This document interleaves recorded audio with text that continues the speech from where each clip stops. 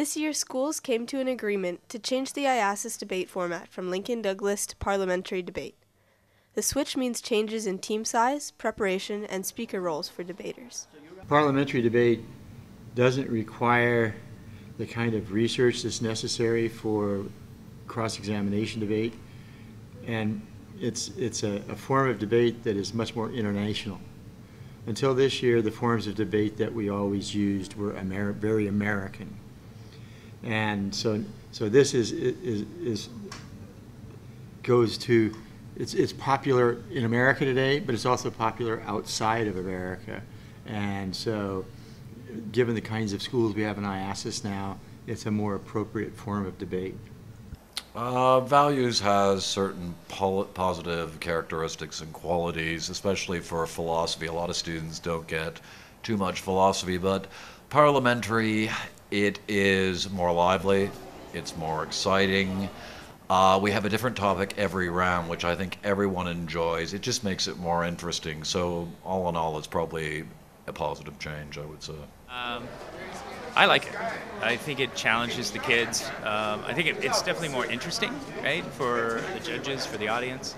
And I think it challenges the kids at that point in time, rather than a sort of a monotonous, put together your argument, deliver.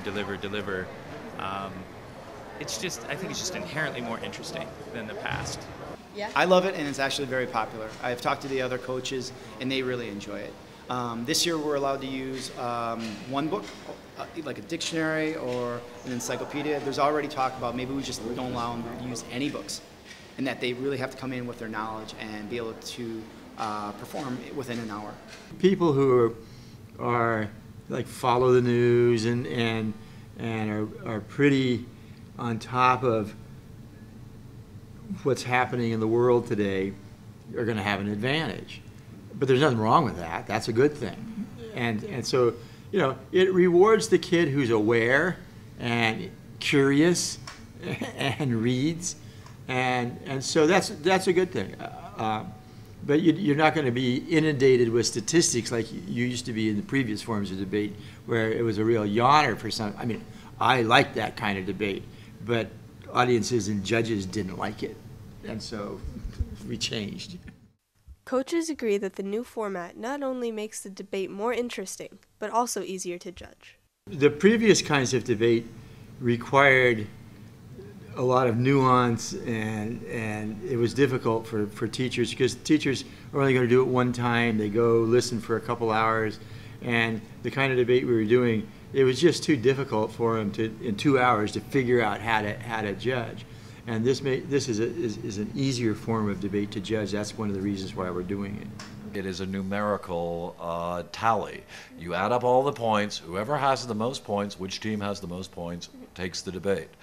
Whereas in values, it was harder because you had to take style and put it on the side and not let it affect your decision.